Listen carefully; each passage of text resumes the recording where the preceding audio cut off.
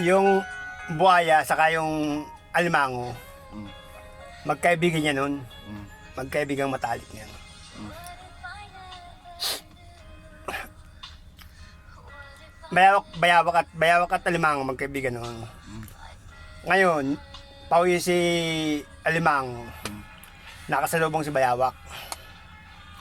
Sabi ni alimango doon sa kaibigan, "Oh, kaibigan, saan galing? Parang pagod na pagod ka at gutom na gutom."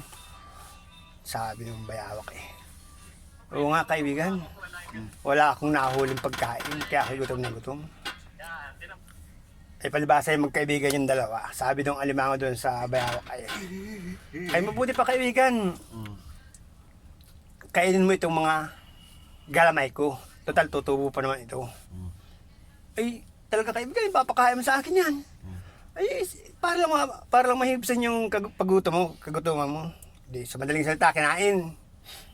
Sabi ng alimango parang gutom ka pa ata, kaibigan. May dalawa pa akong sipit dito, kain mo pa. Kaya lang, paano ako makakalakad? Pauwi. Wala na akong panlakad. Sabi nung bayawak ay hindi na balik kaibigan. At ihatid na lang kita. Hindi sa Manalisa, kinain pa yung sipit. Di ubos na. Hindi, kinagat nung bayawak yung alimango. Nung naglalakad na, napabaoyin ngayon yung pagkakagat. Natikman ngayon yung kalam na nung alimango. Ayan, sarap na sarapan pa. Ano naman baga ng bumbo? Ganun yun. Kaya naging mayroong buhaya. Binigay mo na lahat.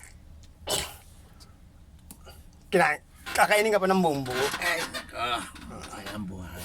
Kaya dapat magtitira.